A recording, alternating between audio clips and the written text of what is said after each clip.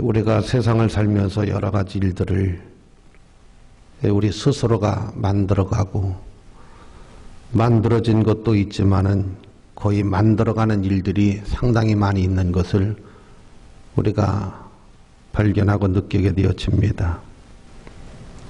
여러분 좋은 가정 되기 원하시면 아멘. 여러분 5월을 가리켜서 가정의 달이라고 이제 이야기를 하는 이유는 우리가 근로자의 날부터 시작해서 오늘이 어린이날이기도 하고 5월 8일이 어버이날, 또 스승의 날, 성년의 날, 5월 달에 상당히 좋은 그런 것들이 많이 들어있기 때문에 5월을 일컬어서 가정의 달 이렇게 이야기를 합니다. 나는 여러분이 좋은 가정, 행복한 가정을 우리 스스로가 서로 노력을 해서 만들어가는, 교회나 사회나 직장이나 어떤 구성인들이 어떻게 노력을 하고 어떤 가치관을 가지고 만들어가느냐에 따라서 좋은 사회가 될 수도 있고 또 눈물의 사회가 될 수도 있고 가정도 역시 그러합니다. 어떻게 가정을 만들어가느냐라고 하는 것이 상당히 중요하다라고 생각을 합니다. 좋은 가정은 어떻게 이루어지는가? 오늘 성경은 크게 우리에게 세 가지로 이렇게 말씀을 하고 있는데, 그 첫째는 부부의 관계를 말하고 있고, 두 번째는 부모와의 관계를 말하고 있고, 세 번째는 자녀와의 관계를 말하고 있습니다.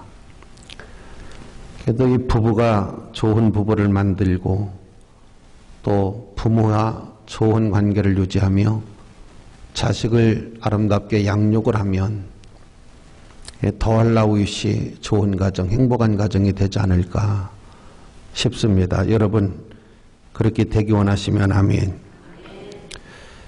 오늘 성경은 이렇게 말씀을 하고 있습니다. 아내들이요, 남편에게 복종하기를 죽게 하듯 하라.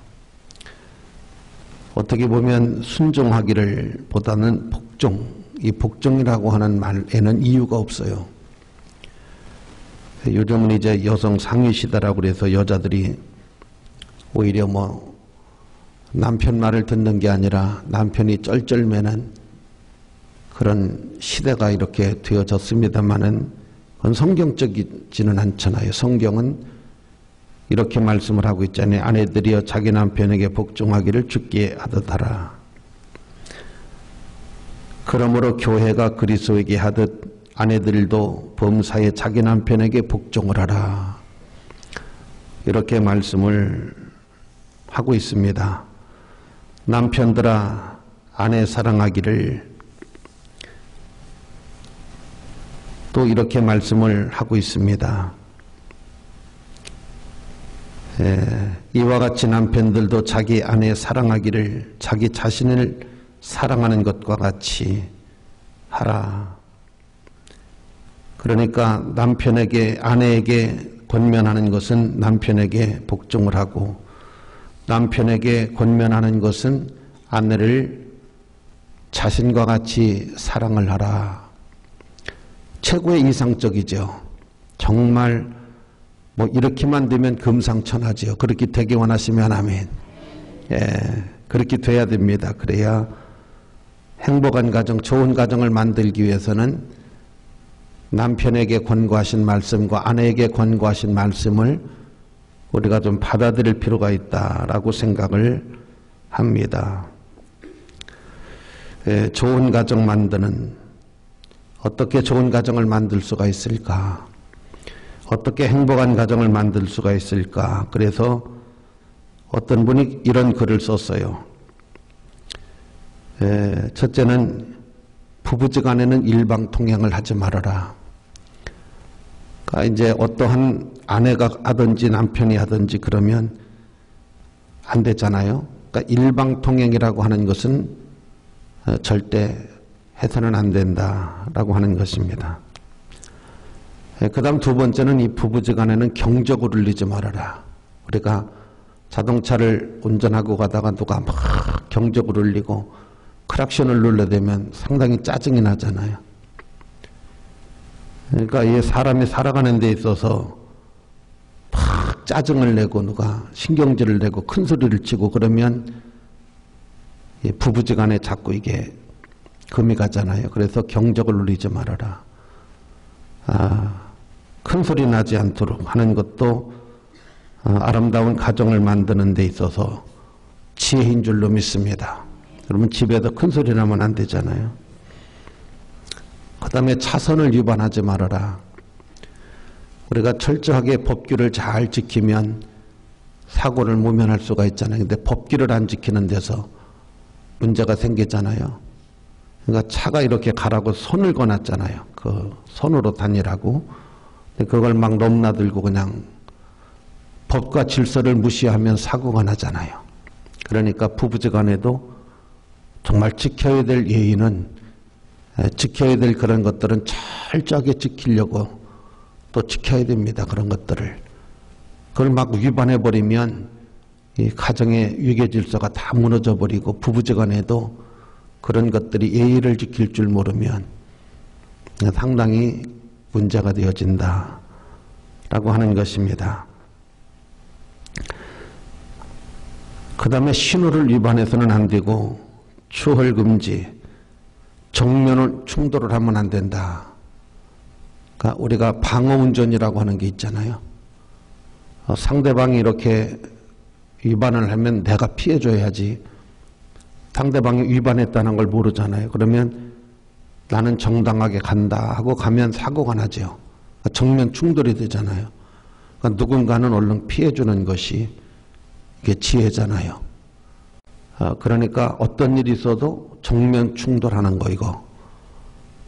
사람이 막 대화를 하다 보면 한쪽에서 막 화가 나서 막 할 때 가만히 듣고 있어야 돼요. 거기다가 말을 하면 휘발유 찢는 거랑 똑같아. 사업을 하든 친구를 만나든 이웃을 만나든 한쪽에서 막 화가 나서 막 할 때는 가만히 있어야 돼요. 그러니까 특히 부부지간에는 그래요. 부부지간에는 특히 막 그냥 곧 인류의 종말이 오는 것처럼 막 싸우고 그러면 어렵습니다. 그러니까 어느 한쪽이 좀 수그러들고 있어야지 빨리 진화가 되지 않을까 싶습니다. 일단 멈춤이 필요하다. 또 진입금지, 진입을 해서 안 될 때는 있어요. 절대 대화 같은 거 하다가 진입해서는 안 될 때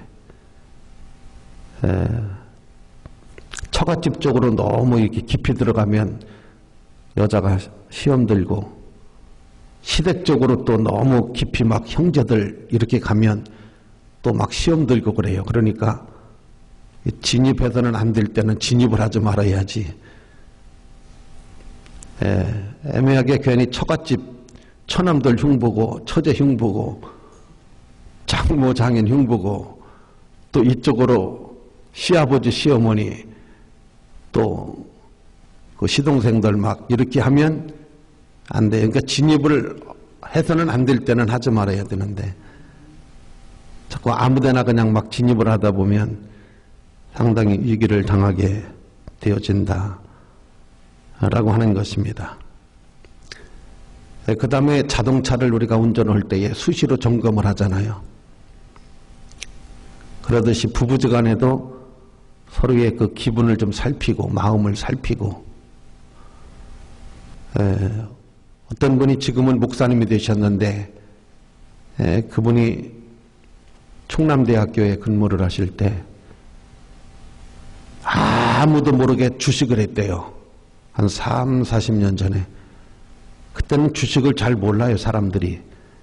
근데 그때 아무도 모르게 주식을 해가지고 그때 당시 돈으로 1억을 해먹었대요. 자살을 해야 되나 살아야 되나 아무도 몰라.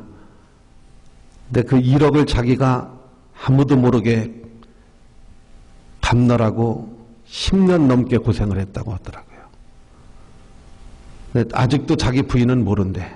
얘기를 안 해서. 근데 자기가 10년 넘게 그 빚 갚느라고 얼마나 고생을 했는지 아무도 모르게. 하여튼 죽을 고생을 했다고 그러더라고요. 그래서 빚 다 갚고 아주 주식이라면 주자도 듣기 싫다고, 예, 그런 이야기를 하더라고요. 그러니까 부부지간에도 이렇게 1억을 빚을 지고 10년 넘게 갚아나가는데도 그걸 서로 모르고 지내고. 그러니 여러분 좀 관심을 갖고 좀 어떤 고충이 있나 좀 이렇게 좀 살펴보고 그럴 필요성이 있지 않나 싶습니다.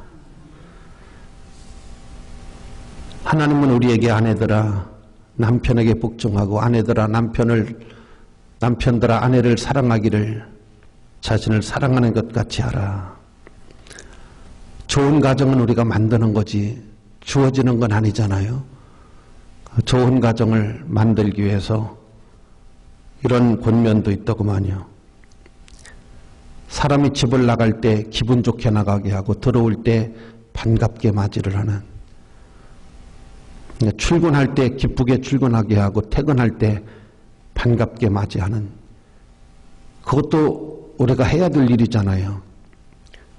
출근하는 사람 기분 나쁘게 하고 퇴근하고 돌아오는 사람 시큰둥하게 맞이하고 그러면 자꾸 친구들하고 이렇게 놀러 가려고 그러지 집으로 자꾸 들어오려고 하지는 않잖아요. 좋은 가정을 만들기 위해서는 그것도 상당히 일리가 있다라고 생각합니다. 그 다음에 좋은 가정을 만들기 위해서는 자리 정돈을 잘 해야 된다. 보통 남자들이 막 이불도 이렇게 꺼지럽게 해놓고 하잖아요. 근데 들어왔을 때 자기가 분명히 그렇게 하고 나갔는데 아주 호텔 이불처럼 깨끗하게 정돈해 놓으면 참 기분이 너무 좋잖아요. 그냥 당신이 그렇게 하고 나갔으니까 당신 들어와서 당신이 해 하고 내버려 두면 얼마나 마음이 안 좋겠어요. 말은 안 하지만. 그 다음 편 들어주기, 이게 참 중요한 것 같아요. 우리가 흔히 하는 말로 남편은 남의 편만 들어주는 사람이다 하는 말이 있는데 반드시 아내 편을 들어주고 아내는 반드시 남편 편을 들어줘야 돼요. 서로 편을 들어줘야 되는데 편을 안 들어줘요. 시동생 편을 들어주고 또 부인 편을 들어줘야 되는데 자기 어머니라고 어머니 편을 들어주고, 김정태인가 그 코미디언처럼 그러면은 안 된다는 거예요. 부부지간에는 잘했든 잘못됐든 남편 편을 먼저 들어주고 또 다른 사람보다도 아내 편을 들어주고 서로 이렇게 편을 들어줘야 된다는 거예요. 그래야 좋은 가정이 될 수 있다라고 하는 것입니다. 여러분 좋은 가정을 만들기 원하시면 하면 좋은 가정 만들어야 돼요. 하나만 더 할게요. 좋은 가정을 만들기 위해서는 용서가 필요하다고 합니다. 저는 예수님 앞에 감사한 것이 예수님 저 죽을 때까지 제 다 용서해 주시는 거죠. 죽을 때까지 용서 다 해주시는 거죠. 어떤 건 해주고 어떤 건 안 해주면 안 되잖아요. 기왕 해주는 거 아주 그냥 쿨하게 다 해주시는 거죠. 여러분 이렇게 살면 어떨까요? 남편의 잘못을 죽을 때까지 다 용서해. 이미 다 용서했어 나는. 또 아내의 잘못을 난 다 용서했어. 죽을 때까지. 그러니까 뭐 하나 두 개만 하지 말고 죽을 때까지 다 용서할 거야. 이렇게 용서를 미리 해놓고 살면 어떨까요? 통장에 돈이 들어있으면 든든하잖아요. 근데 마이너스 통장이면 좀 불안하잖아요. 서울에 큰 교회 목회하시고 퇴직하신 목사님이 돈 모아놓은 게 없어가지고 대단히 큰 교회인데 퇴직금도 안 받으셨는지 하나님 제가 퇴직을 하고 가야 될 때는 땅이 한 10만 원, 평당 10만 원 정도 되는 그런 땅을 사서 가야 되겠는데 하나님 그 땅을 달라고. 아무리 전국을 두져도 사람 살만한 곳에 10만 원짜리는 없더래요. 사람이 못 사는 곳에는 있겠지만 살만한 곳에 10만 원짜리는 없더라. 근데 하루는 권사님한테 전화가 왔대.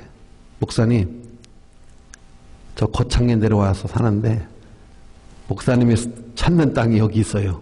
10만 원짜리가 나왔어요. 와서 보시고 이 땅을 사세요. 그래서 서울의 큰 교회 목회하시는 분이 거창으로 10만 원짜리 땅을 사갖고 컨테이너 15평짜리 2개를 놓고 살려고 하는데 그 소식을 들은 건축을 하시는 집사님 한 분이 제가 설계를 기붕재능으로 해드리겠습니다. 설계를 한 30평짜리를 잘 해가지고 설계대로 집을 져갖고 이제 이사를 했다. 그런 이야기를 하시더구만요. 죽을 때까지 다 용서를 했으면 좋겠어요. 그 다음 좋은 가정 좋은 부부로 살려면 단점을 보지 말고 좀 장점을 봤으면 좋겠어요.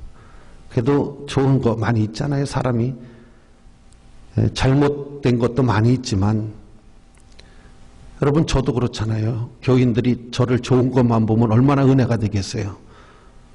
근데 목사님 잘못된 것만 보면 얼마나 시험이 되겠어요. 그러니까 부부지간에도 설마하니 어딘가는 이쁜 데가 한 구석은 있겠지. 어째 또 시무룩하세요? 설마하니 한 군데도 이쁜 데가 없을까? 아무라면 밥을 엄청이 많이 먹어도 이쁘잖아요. 건강하잖아 우선 많이 먹으니까. 그렇게 좋게 생각하고 좋은 거 보면 좋은 건데 꼭 나쁜 것만 찾아서 보면 그 어떻게 좋은 부부가 되겠어요. 그래서 죽을 때까지 용서하고 단점보다는 장점을 보고 그 다음에 여자들이 제일 좋아하는 건 자상한 사람을 제일 좋아한다 그러더라고요. 또 여자도 남자한테 자상하고 자상할 수 있잖아요. 그죠? 자상할 수 있잖아요. 일본 여자들처럼 하이 소데스까 중국 여자들처럼 날랄랄랄랄 거리고 그 일본 여자들이 얼마나 자상해요. 그죠? 아주 여수 같았잖아요. 좀 그게 필요하지요. 서로 정겹게. 그렇게 하시고 살고 있는데 목사님이 자꾸 우리에게 이상한 소리 한다고 하시는 것 같아요. 사람은 자꾸 이해를 시키려고 하는데 이게 어려운 거거든요. 이해를 해야지 내가. 이해를 시키려고 하는 게 이게 참 어렵습니다. 내가 이해를 해야지. 어제도 어린이날이라 우리 경표하고 은서를 만날 수 없어서 내가 5만 원씩 이렇게 해서 10만 원을 우리 딸한테 넣어줬어요. 그래 우리 딸이 또 배달 사고가 날 것 같아서 내가 어린아이들한테 문자를 보냈어요. 5만 원씩 내가 보냈으니 잘 쓰기 바란다. 그랬더니 아니나 달라. 엄마 전화에다 대고 온 거 맞아요? 왔다고 했겠지. 거짓말을 하겠어요. 그러니까 그 돈은 반드시 내가 쓸 거야. 그러는 소리가 들리더라고. 여러분 우리가 이해를 시키려고 하면 어려운데 내가 이해를 하는 게 빨라요. 편해요. 여러분 부부지간에 그렇잖아요. 살아온 배경이 다르잖아. 남자하고 여자는 다르잖아요.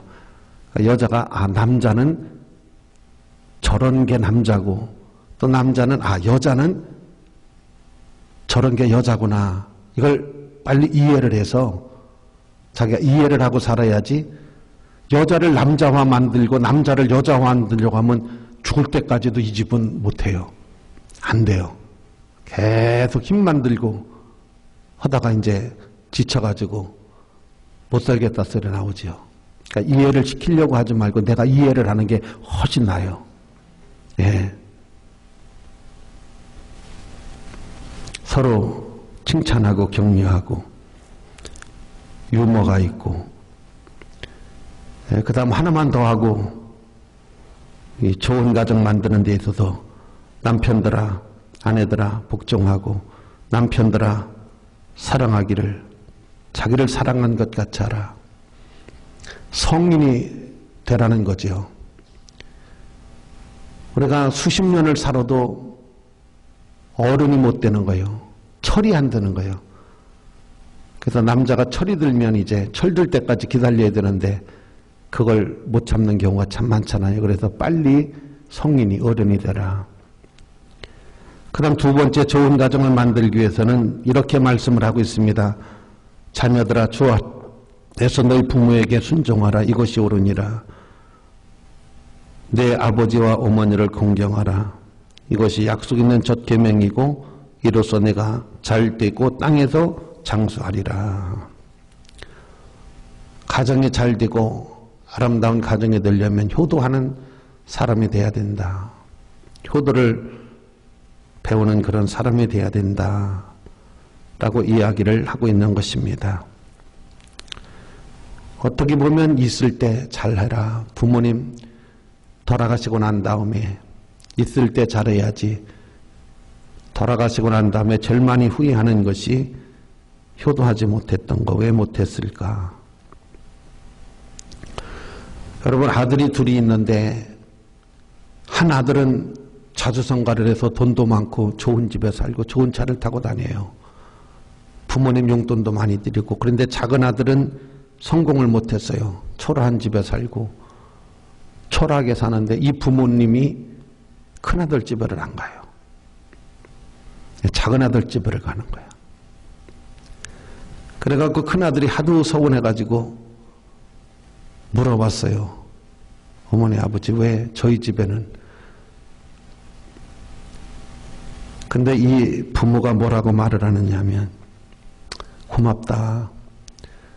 너네 집에 가면 부족한 것도 없고 맛있는 것도 해주고 집도 좋고 차도 좋고 용돈도 많이 주고 다 좋은데 근데 뭔가 좀 편치가 않다. 근데 둘째네 집에 가면 둘째 아들이 그렇게 엄마한테 와가지고 다리도 주물러주고 그렇게 자상하고, 그래서 너무 편해서 내가 둘째네 집에 가는 거니까 이해를 하기를 바란다 하면서 큰아들 집에 안 가. 둘째네 집에 가서 사는 거예요. 늘 거기를 가. 그러니까 여러분도 마찬가지잖아요. 그죠? 여러분도 며느리 웃고 이제 아들, 딸 시집 장가 보내고 나면 그럴 거예요. 편한데. 할렐루야. 그러니까 편하게 모시는 것이 좋지. 편안하게 그냥 자상하게 그렇게 하는 것이 좋지요. 그 다음에 효도라고 하는 것이 꼭 뭘 이렇게 해서가 아니라 감사하다고 하는 말을 꼭 자주자주 고맙다. 자기 부모에게 감사하고 고맙다는 말을 자주 하는 게 그렇게 좋다고 해요. 그 다음에 궁금한 거야. 자기네들끼리만 쏙닥쏙닥 얘기를 하고 부모는 뭘 알으면 걱정되고 근심된다고 얘기를 안 해주는 거예요. 그럼 이 부모가 무지하게 궁금한 거예요. 그래서 엿듣다가 들키기도 하고 집안이 어떻게 돌아가는지, 애비 직장, 사업이 어떻게 돌아가는지. 그래도 이 부모가 돌아다니면서 듣는 게 있거든. 요새 정년이 빨리 되는데, 요새 사업이 어렵대는데 우리 아들은 어떤가? 또 며느리하고 사이는 좋은가? 손자들하고 잘. 이런 것들이 굉장히 궁금한 거예요. 그런데 이야기를 해주는 사람이 없어요. 왜? 알으면 부모가 알아서 도움될 게 뭐가 있나 이렇게 생각하는 거예요. 자상하게. 할렐루야. 내가 태어나던 날 산까치가 울었고 내가 시집가던 날 잘 살아라 하시던 나의 아버지. 좀 들어봤지 어디서? 그런 노래가 있어요. 시집가던 날, 내가 시집가던 날 눈시울을 붉히면서 잘 살아라 하시던 아버지. 그러니까 성경은 부모를 잘 모셔라. 그래야 내가 잘 되고, 그러니까 부부지간에 좋은 가정 만들기 서로 노력하고, 또 부모 잘 모시고, 그 다음 마지막으로 좋은 가정을 만들기 위해서는 여기 아비들아 너희 자녀를 노엽게 하지 말고 주의 교훈과 훈계로 양육을 해라. 자녀를 노엽게 하지 말아라. 할렐루야. 절대 자녀를 잘 양육을 해서 정말 훌륭한 자녀, 복 있는 자녀. 오늘 오후에 설교를 하겠지만은 여호수아가 그런 말을 합니다. 나와 내 집은 하나님만 섬긴다. 여기 나와 내 집. 근데 가족들이 의의가 없어요. 거기에. 가족들이 다 동조를 합니다. 그러니까 이분은 정치가로서 군인으로서만 성공한 게 아니라 가정도 성공을 하신 분이에요. 우리가 막 대통령 되는 거, 장관 되는 것도 중요하지만 더 중요한 것은 좋은 가정 만드는 거예요. 좋은 가정 만드는 것이 가장 능력이고 권능입니다. 그래서 여러분 자녀를 잘 양육할 수 있는 은혜가 있어야 됩니다. 여러분 아직까지는 자녀가 있으니까 제가 몇 가지 말씀을 드려볼게요. 절대 자식이 하는 말을 중간에 끊지 말아라. 우리가 자녀가 뭘 말하면 다 안 들어주잖아요. 중간에서 그만해. 듣기 싫어. 이렇게 말을 끊어버리잖아요. 그러면은 그 자녀가 다시 얘기하겠어요? 안 하지.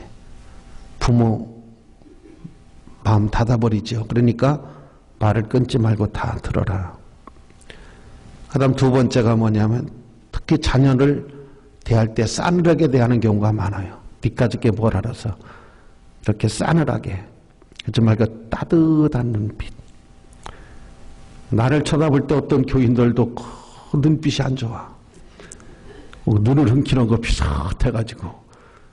내가 속으로 생각할 때 신랑도 저렇게 쳐다보면 참 힘들겠다. 그런 생각을 가져요. 좀 따뜻한 눈길로 말이죠. 자식을 흔히 우리가 차갑게 대할 때가 많아요. 그러지 말고 자식을 귀히 대해야지요. 남보다도 오히려 가정에 있는 식구들이 더 소중한 거예요. 할렐루야. 그래서 따뜻한 눈길로 바라봐라 라고 하는 것입니다. 그 다음에 아무리 자식이라고 하지만은 사람 많은 데서 야단치지 말아라. 특히 동생 있는 데서, 친구 있는 데서, 또 여러 사람들, 친척들 있는 데서 막 잘못했다고 야단을 치면 그 아이가 뭐가 되겠느냐라고 하는 것입니다.